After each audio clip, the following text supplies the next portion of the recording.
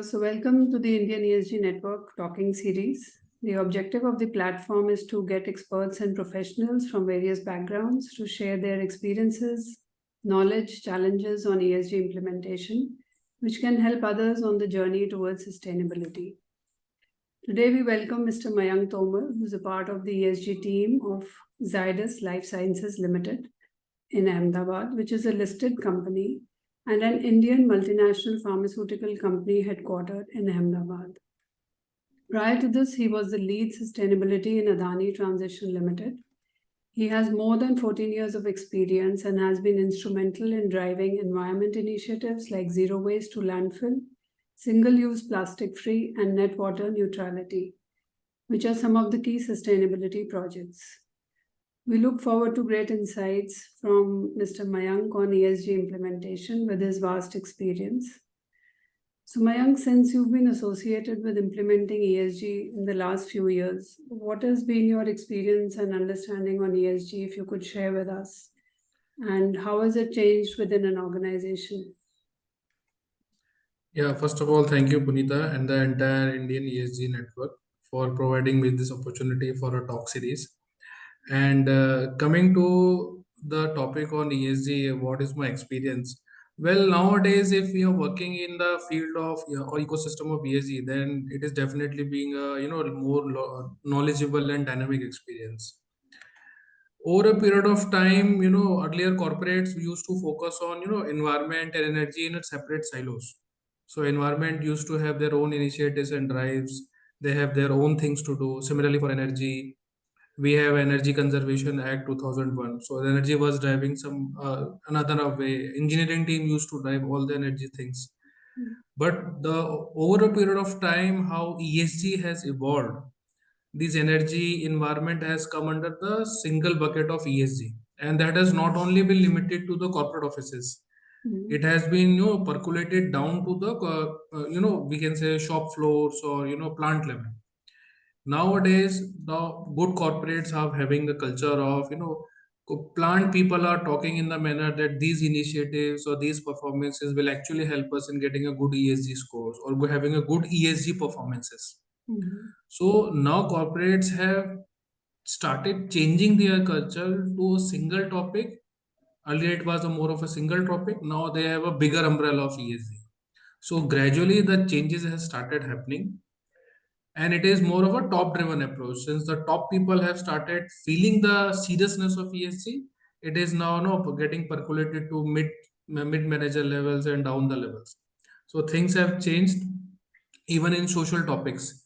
Earlier there was no concern about gender diversity, attrition rate. It was just a figure, it was just a numerical value for the corporates. Now over a period of 5 to 10 years, what is going to be the impact of those figures, how we can improve it, what corporate is going to send a message if the corporate want to improve gender diversity to the globe, because nowadays everybody wants to spread their business footprints outside the India. And when we cross the borders in US, Europe, these are significant topics. So because of those things, changes are happening. And ESG, from the earlier days of only having a desk job or only having a report writing job, it has now penetrating into the mainstream of the business and to the mind of the people who are actually at the decision making powers.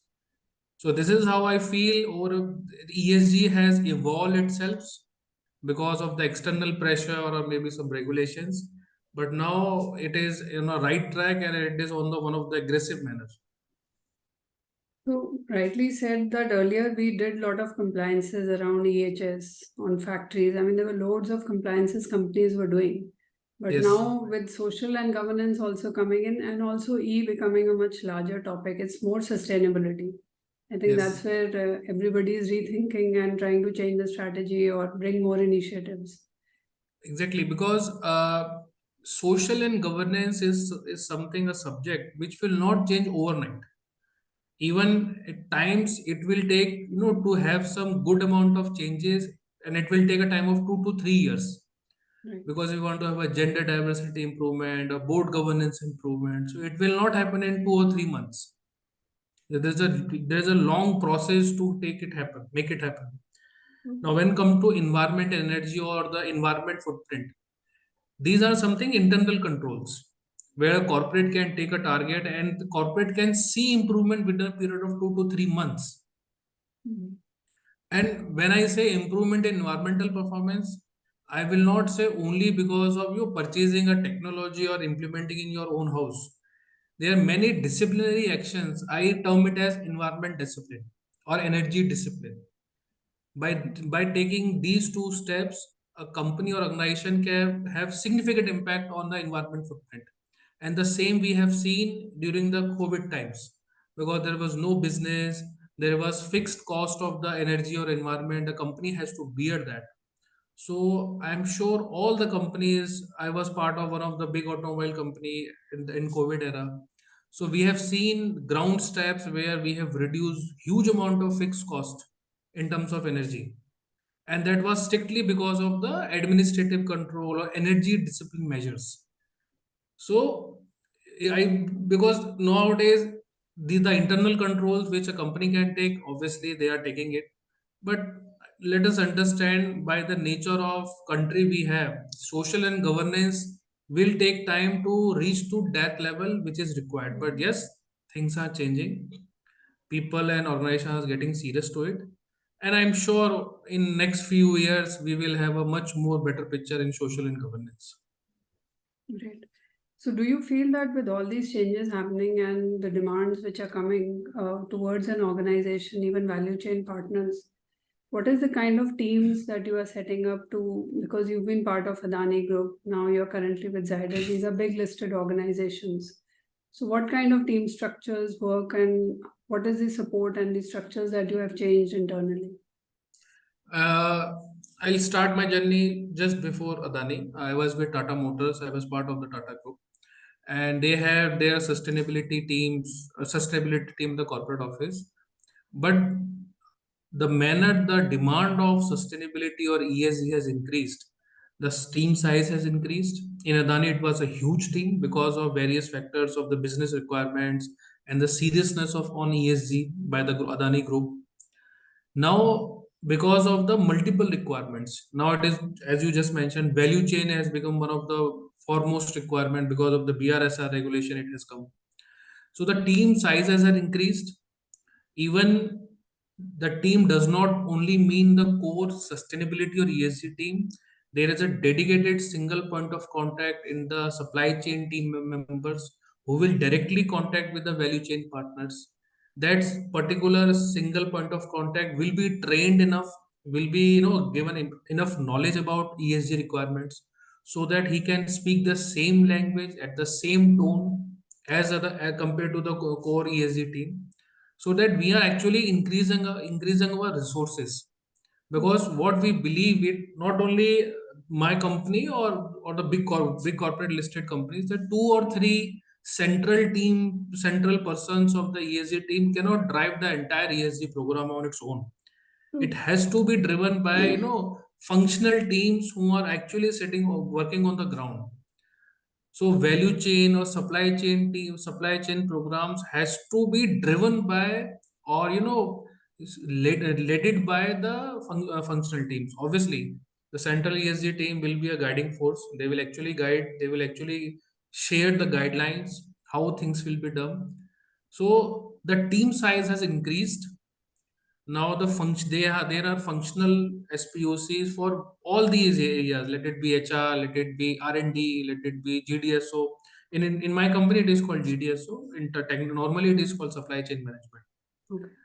So organizations have taken this serious, conscious call. So now you can say ESG is more of a cross-functional approach Right. compared to the early days of two or three central team members. So this is how the core team has increased. And looking at your background, since you've been an engineer and more specialist in the environment, a lot of people are concerned how do they pick up skills of S and G. So how has it been your journey? Because ESG is so comprehensive and so vast that people who are in the ESG teams need to understand all the three aspects. So how has it been for you? Yeah, that's a true story that a person from engineering background may not be very well, aware about the social and the governance aspect in this at the very first day. And then I have faced the same situation when I started this ESG journey for social and governance aspects. So I took help. I coordinated with my concerned experts of HR team, supply chain team, safety team for the social aspects. And the same exercise was done with the corporate governance team. So I understand the requirements of social and governance from the business point of view, and I try to align the business point with the requirements of ESG frameworks. And by repetitive discussions and multiple reading materials, I have been part of various forums where I try to understand what social and governance impact will be there on the ESG performance of the company. So by this is what I have done. There were many other good avenues of understanding on social and governance, but in my journey, consultation with the stakeholders, I have attended as an audience various talk series just like we are doing, so that it helps us increasing my horizon to understand these aspects. Apart from the bookish language, it will actually help me increasing the holistic overview of these social aspects. So this is how I have done. I've tried to improve my understanding on these topics. Yeah, because I think on the job and with your colleagues and your peers, the understanding goes more deeper because you can Yes. understand their side also. So it Yeah, is more definitely, easier to because implement. exactly because I will be able to understand the both sides of the table. What is the requirement is there, and what is the current status of an organization to meet those requirements. So thereon we can have a gap analysis, and the onward journey starts from there only. So being a listed company, you are falling under the category of top 1000. So have you been, I mean, it is mandatory for you or you've been doing voluntarily For for BRSR, the reporting? Yes, yeah. yes, BRSR, we have published our BRSR for FY23, and it was published on 12th July at the portal. And I am very happy to share that we are the only Indian pharmaceutical company who has done the limited level assurance of BRSR core. And the score was because we have referred the core format of the February, because in February also there was a core format released by SEBI. Right. So we have taken that as a reference, and we have done the third. We have asked the third party experts to have a limited assurance of our BRSR. So we have done that, and it because we know we have been part of various talk series about the future of BRSR. So the organization has taken this conscious call to make the stakeholders ready for the next year BRSR core, because we know next year BRSR going to be much tougher one. There will be a reasonable assurance of BRSR, And it will be mandatory also. and it will be mandatory, although Mhm. it was not mandatory this year. So this call was taken by management to make the people feel how the assurance process will be there, what level of preparedness a company needs to take to have a assurance or third party view of your BRSR document, and how data will be collected, how it should be structured, how the third party assurer will see your data, see your processes. So that exercise we have done this year, and successfully we got the assurance certificate of my entire Zydus Life Sciences company of India operations. So That's it was great. I a think it's quite learning. It was, commendable. Yeah. yeah, thank you. It was a learning journey for all the stakeholders. But we are confident that next year when assurance will be there, so we will come better prepared for the next, I can say, next level of exam. So, in terms of data availability, I think a lot of companies are struggling for the BRSR itself and even the core. So, how has it been for you in terms of more automated, or is it manual, or it is a mix of both? Presently, it is a mix of both, and the areas or indicators where the manual data is there. So we find a good amount of challenges to ensure that data is collected, it has been received at time, it has to be approved by the concerned stakeholders before it reaches to the assurer table. So we believe that a lot of automation is still required in our own data management system. We have developed an IT enabled to in-house development we have done so that we can collect the data for critical ESG parameters. But right now we are thinking to have a comprehensive ESG IT tool so that all the ESG indicators which are required by various, not only BRSR, but various other frameworks, it can have a single window. It should have a single window where all my stakeholders can put the data after the training of the tool, because it will actually help us to trace the data, to see that whether data correctness is not or not. Secondly, it will actually help me to have a timely receiving of the data. Right now it is more of a manual chasing. There are a lot of time consuming activities when you see a manual operations. So yes, right now we have a mix of IT and manual operations, but going forward we'll be having a automation process. So any organization which is planning to get ESG reporting ready, do you feel a 1 or 2 year earlier the readiness process should start? What is the normal timeline you feel for readiness? I mean, they might report maybe 2 years later, but how much is the time an organization should take to get the teams ready to for the data and for even understanding what ESG is? I believe if an organization has a dedicated ESG team or central ESG team, that will actually help us to understand the requirements of sustainability reporting or integrated reporting. So the first and foremost thing is, let us understand what are the requirements to be published. If a dedicated ESG team is there, the requirement will be obviously understood. Now, to ensure that from day one to the day the report will be published, I think it should be around 6 to 8 months should be enough, subjected that the company has a dedicated ESG team. So 6 to 8 months will be fair enough, to understand the procedures, to prepare the disclosures, to address the requirements. And on a safer side, many company takes it's a long journey of 10 to 12 months. So anything between 8 to 10 months would be quite enough if a company wants to start disclosures on ESG.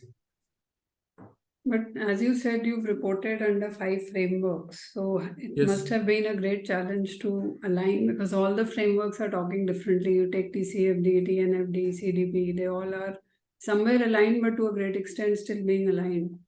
So is it like Yeah. multiple data and multiple times reporting that you have to collate the data to report? Actually, for this, my previous experience has actually helped us, because in my time with Adani, so I was part of the DJSI submission, I was part of the CDP, I was part of MSCI, FTSE. So I know that there are many data who are repetitive in all the frameworks. Secondly, just to I think most of us know, National Stock Exchange has obviously identified sectorial frameworks. Right. So that document can be referred to prepare a BRSR mapping of our own. So these two things have actually helped us to prepare a BRSR mapping of 5 ESG frameworks for my organization. Obviously, it will have a difference for power sector and automobile sector. That will be different, but it is a lot of manual job. So if any tool can help us to do the mapping, that will actually save a lot of time and a lot of efforts. As of now, it is a manual job. Right. So moving on to the initiatives on ESG, any key initiatives you want to share on waste management or water or energy, which your organization has in the pipeline or already achieved? In my present organization, there are a lot of good practices which we have already done. We have been part of co-processing the waste, which is an eco-friendly manner of waste disposal. Right now, we are more than 30%. Now, our intent is to increase to 50% in next couple of years. So that is actually a big thing to reduce the impact on environment through our wastages. Although we are a 100% environment compliant organization, so that is why we are doing the business in safer manner. In terms of water, we are ensuring that least or less than 2% of water is getting discharged outside our boundary. So we are ensuring that maximum water we get reutilized, treated, and reutilized again and again for more almost each and every plant of my organization. Okay. We have also invested in solar projects to increase our renewable energy quotient. Right now, we are standing on 26% of the RE, 26% of the RE out of the entire my energy portfolio, and we intend to increase it in the due course of time. We intend to increase to 30 to 35% in next 3 years. So this is obviously it will have various multiple factors about the business scenario, about the external rates, but this is how if the things goes as it is, so we'll try to increase it to 30 to 35%. In terms of in my previous organization, we have been as you said in my introduction, we are part of the zero waste to landfill initiatives. We have ensured that my waste should not reach to the landfill, so more than 99% of the waste was diverted away from the landfill, so it was recycled or reused or were disposed in a more eco-friendly manner. So landfill was not the option. I was leading the initiative of water positivity during my regime at Adani.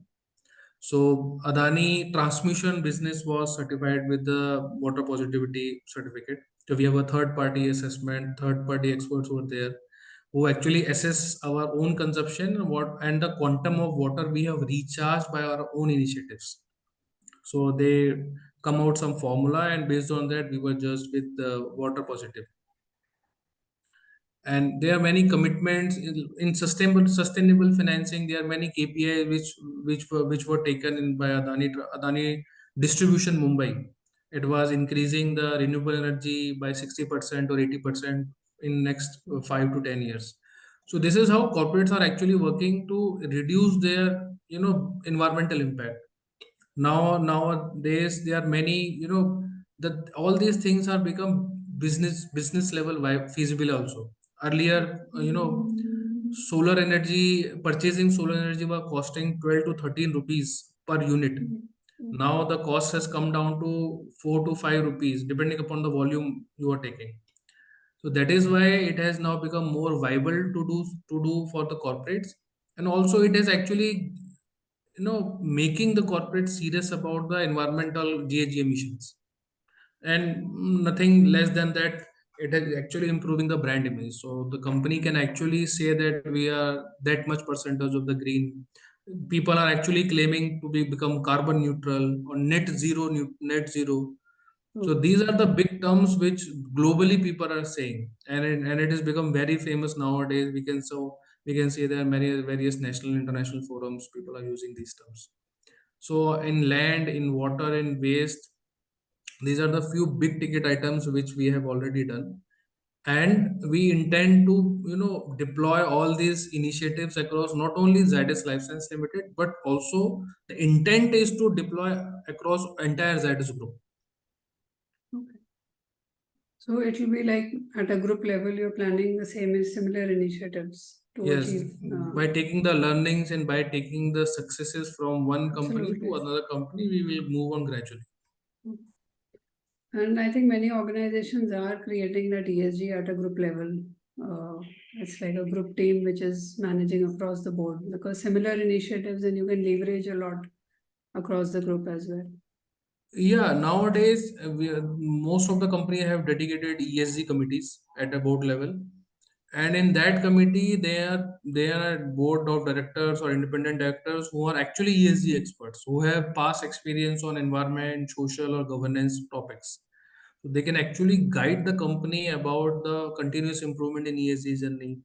They can share their experiences, which is actually extremely worthy I to mean, the they can entire be like organization. mentors. Yeah, absolutely. Yeah, they are actually serving the purpose of mentors. Hmm. And it is not that they are giving their or sharing their knowledge annually. There is a quarterly review. So they actually see how company is actually performing on their targets and performances. What are the policies on ESG? what else can be done, how things can be improved. So on quarterly level, there is a feedback session, or I can say there is a ESG committee review at the board level. So the company gets four chances in a year to showcase to the board of directors and get their key inputs on the improvement. So that is, I think, a big thing now companies have adopted. Yeah. And not only do to the board of directors, even the MDs, the CEOs, I can say the president or the senior managers, their KRA have some level of ESG aspects. Maybe some maybe have safety, some maybe have energy. The core ESG team will be have the entire ESG scores. So almost entire organization is now trying to align themselves with the ESG flavor. And since anything which is related to KRA will be an accountability issue. So the people will have to perform well because it is aligned to KRA. So this is how the seriousness has now become percolated among the entire organization.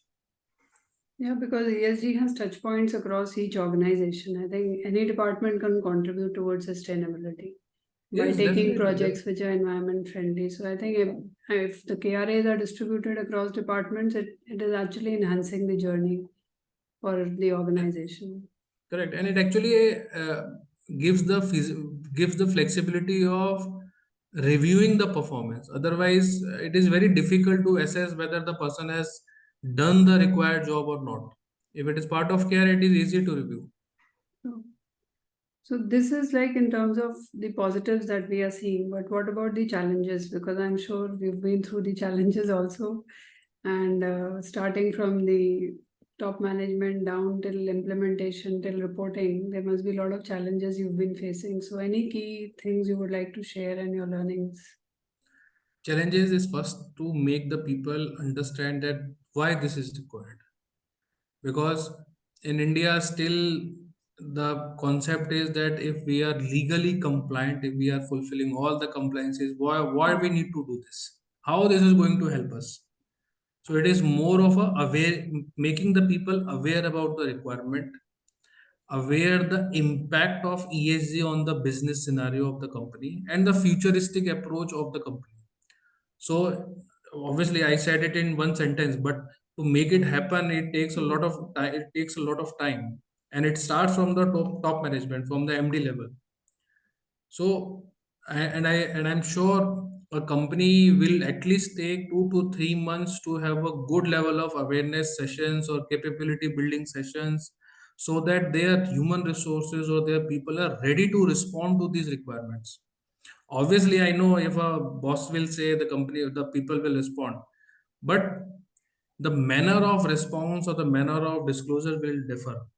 If a middle manager will understand the exact requirement and implication of ESG, then the quality of work will actually change. This is something internal to the system.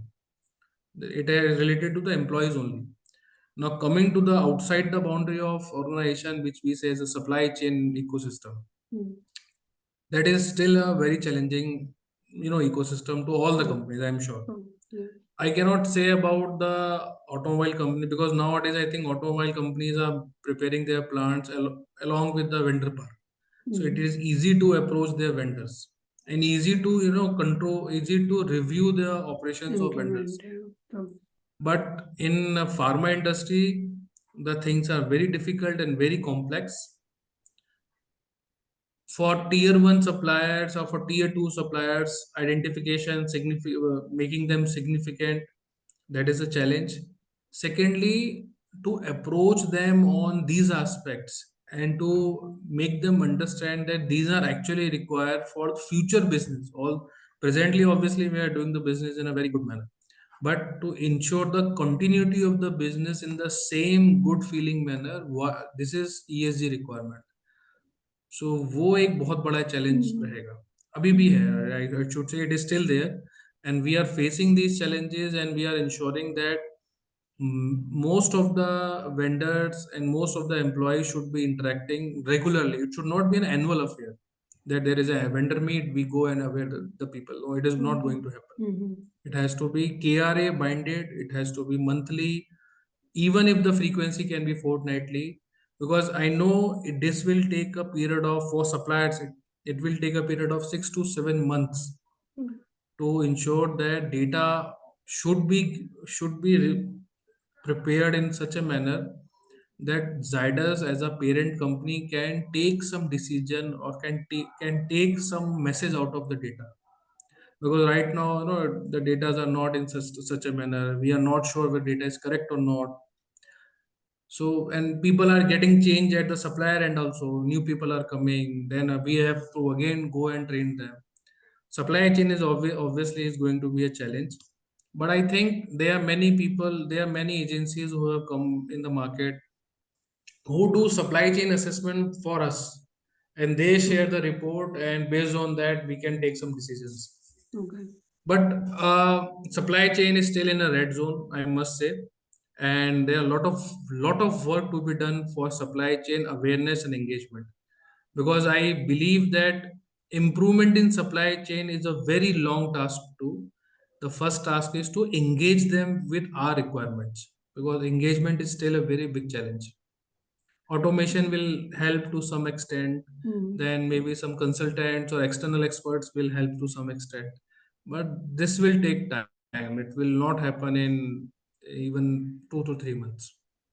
Because I'm sure the trainings awareness can help, but implementation is where the challenges are facing the value That chain is going to also. be, yes. Because they are with low budgets, and if we hear their side of the story, they say that we have low budgets. How do we implement Yes. all this?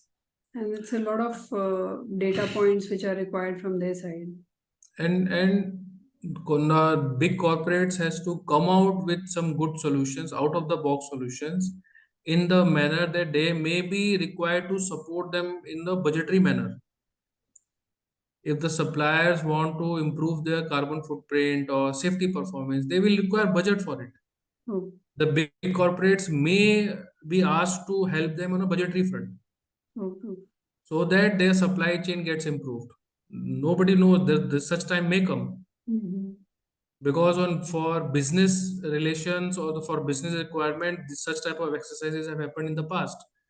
The big corporates have actually helped the vendors to develop some good parts or new product.